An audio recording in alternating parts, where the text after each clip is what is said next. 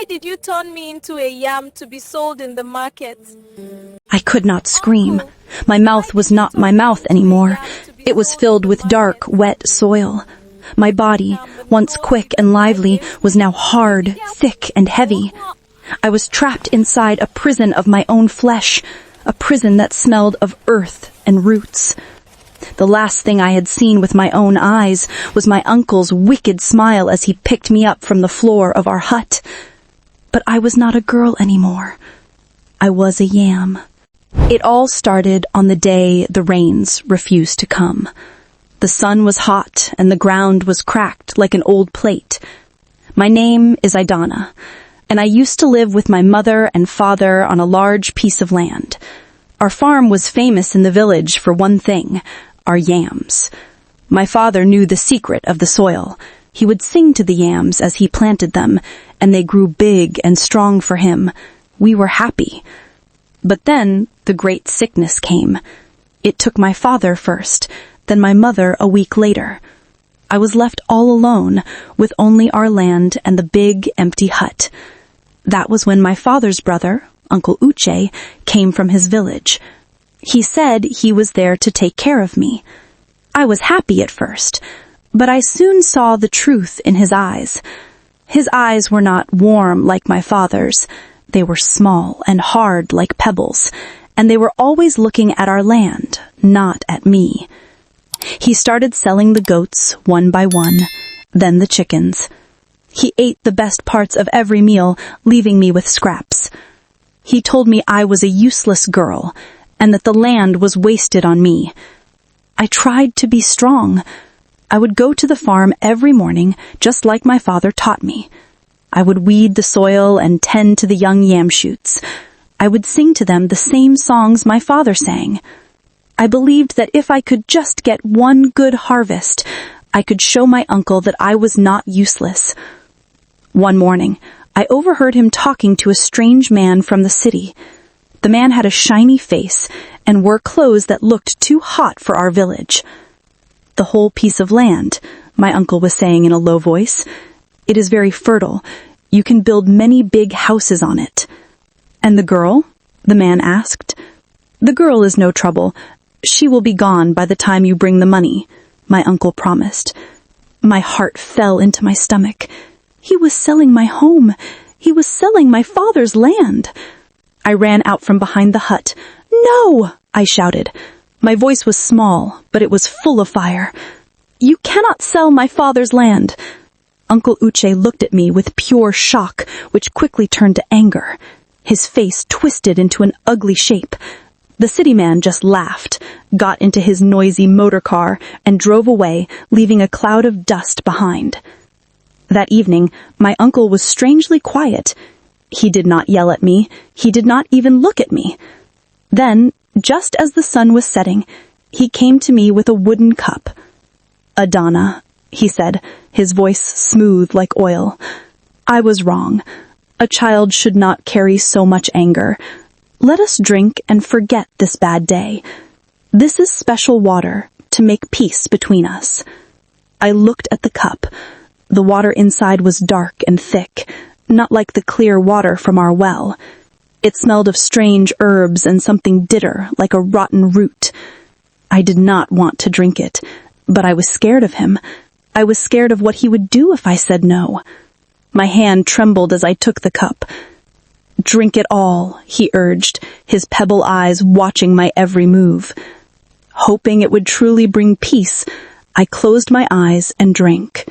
The taste was terrible. It was so bitter it made my whole body shake. I dropped the cup, and it broke on the hard floor. The world started to spin. The walls of the hut moved like they were breathing. I felt a strange tingling in my fingers and toes. It felt like my skin was becoming hard and thick. I tried to call for help, but my voice was gone. It was just a small thought in my head. I fell to my knees. My legs felt like they were melting into the floor. I watched in horror as my brown skin became rough and scaly, the color of a yam fresh from the earth. My arms and legs grew shorter, pulling into my body. The world grew bigger and bigger around me, or was I getting smaller? I was shrinking, hardening, becoming a round, long thing on the floor of my own home. I could feel myself turning into a tuber, a root, a thing to be eaten. My mind was still there, screaming inside my new body, but I could not move. I could not make a sound. My uncle stood over me. He was no longer smiling. He was laughing. It was a loud, cruel sound that filled the small hut. "You wanted to care for the yams, eh?"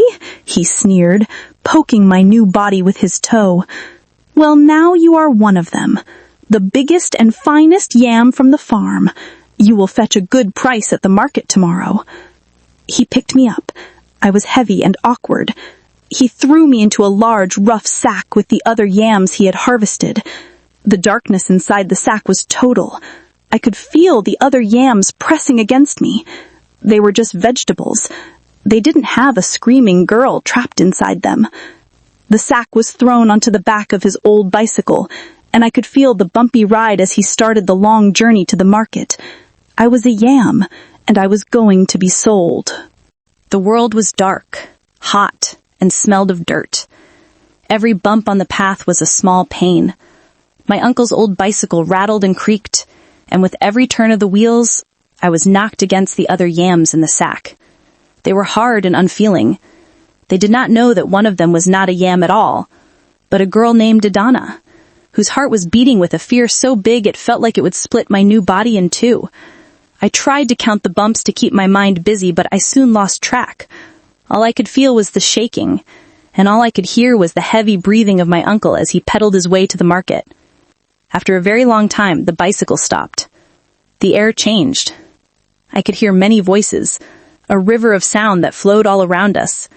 There were people shouting, goats bleating, and the sound of bargaining. The smell changed too. It was no longer just the smell of the earth. Now it was the smell of spices, dust, cooking fires, and sweating bodies. We were at the market. My uncle grunted as he lifted the heavy sack off his bicycle. He dropped it onto the ground with a loud thud that made me feel like my insides had been shaken. Then the world was ripped open. He untied the top of the sack and poured us out onto a rough mat. The light was so bright it was like a physical thing. After the darkness of the sack, the morning sun was a painful shock. I was just a lumpy shape on a mat, surrounded by dozens of other yams. My uncle began to arrange us. He picked up the smaller yams and put them in a pile. Then he picked me up. His hands felt rough against my skin. He held me up, turning me around for all to see. "The biggest and the best," he shouted to the people passing by. "Come and see the finest yam from the best soil. It will make your soup sweet and your belly full." I wanted to wither under his touch. I wanted to rot and turn to dust right there in his hands. He was talking about me. He was praising my size and my texture, not knowing, or maybe not caring, that a living mind was trapped inside, listening to every word. He placed me at the very front of the mat, a prize for everyone to see. From my position on the ground, the market was a forest of legs and feet. Feet in worn-out slippers, feet caked in red dust, bare feet with cracked heels, and the fancy shoes of people from the city. They all walked past. Sometimes they would stop. A shadow would fall over me, and I would feel a pair of eyes looking down. The first person to stop was a large woman with a baby tied to her back. She bent down and picked me up. Her hands were warm and soft. For a second, a foolish bit of hope flickered in me. Maybe she would feel something. Maybe she would know. "This one is big," she said to my uncle. "It will be good for yam porridge for the children." My mind screamed, "No, I am not for porridge. I am a girl. I have a name." "It is the best you will find," my uncle said with his oily voice. The woman held me, testing my weight. I felt her thumb press into my side. The pressure was a dull, strange feeling. I was helpless, an object being inspected. The baby on her back started to cry, and she sighed. It is too big for me today.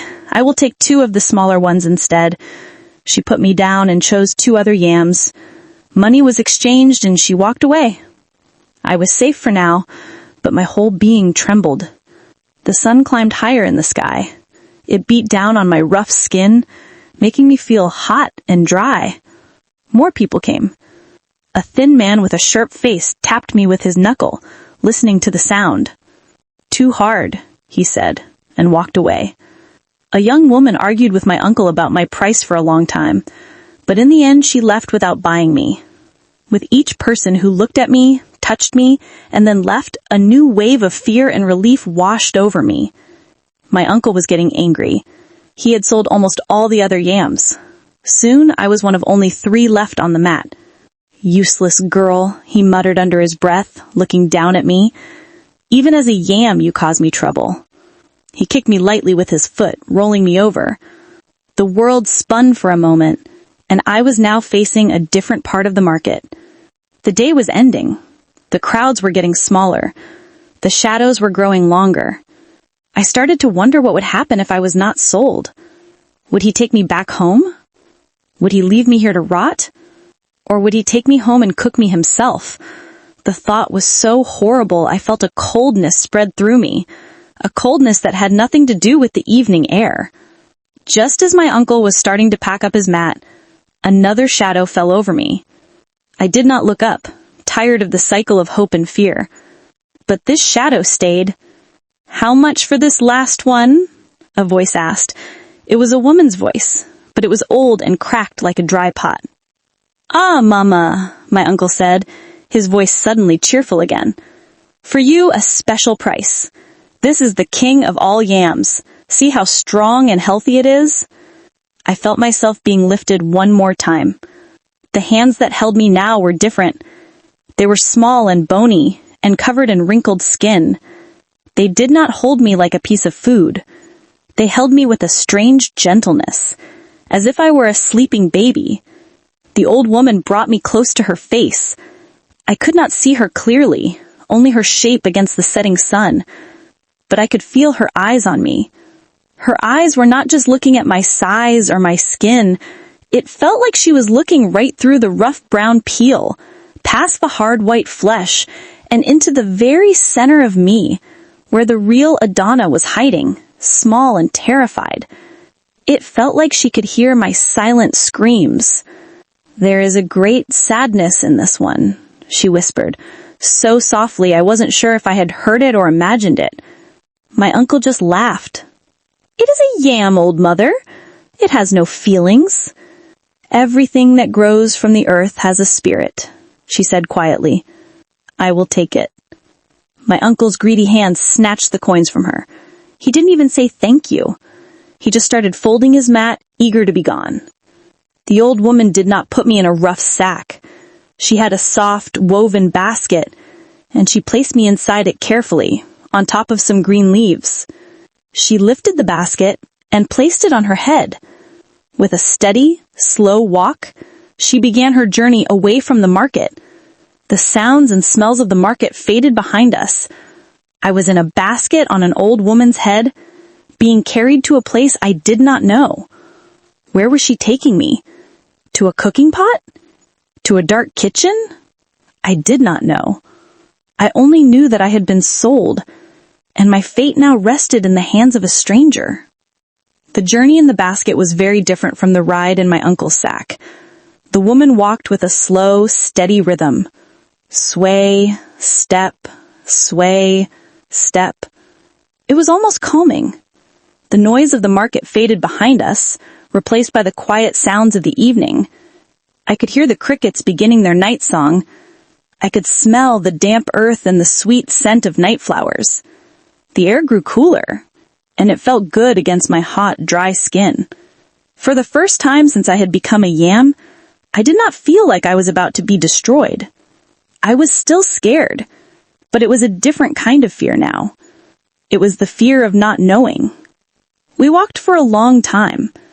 The path became smaller, and the sounds of the village disappeared completely.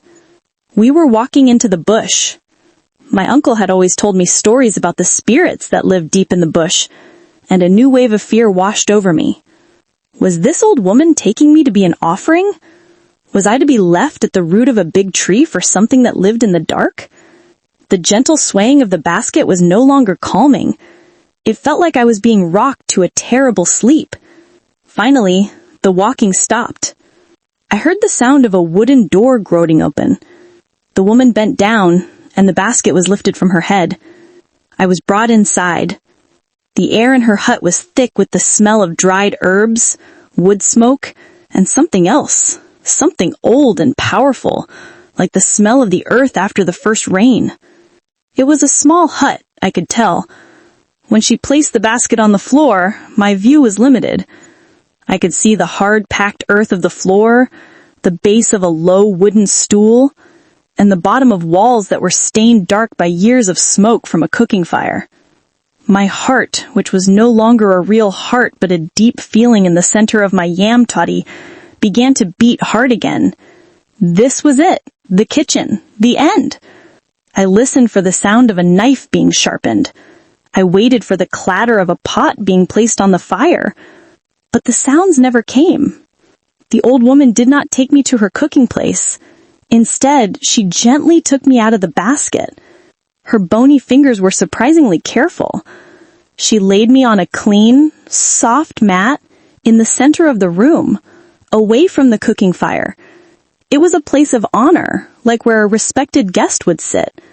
She placed me there, and then she sat down on her low stool opposite me. And she watched me. The sun had set, and the only light in the hut came from the glowing embers of her fire. The light danced on her face, making long shadows dance on the walls. And in the flickering light, I could see her eyes. They were old, very old, surrounded by 1,000 tiny lines. But they were not dull. They were sharp and clear, and they looked at me with an intensity that made my entire being tremble. It felt like those eyes could see everything. They saw past my rough skin. They saw past the hard white flesh. They saw the screaming, terrified girl trapped inside. We sat there in silence for what felt like hours. She just stared, and I just lay there, a helpless tuber on a mat. The silence was heavier than any sack. It was filled with questions I could not ask and answers she had not yet given. My mind raced. Why was she looking at me like this? What did she see? My fear began to slowly turn into a tiny, fragile seed of hope. My uncle had looked at me and seen money. The market woman had looked at me and seen porridge. This old woman, she looked at me and saw a secret. As the moon rose high in the sky, its pale light filtering through the small window of the hut, she finally spoke. Her voice was a low whisper, like dry leaves skittering on the ground.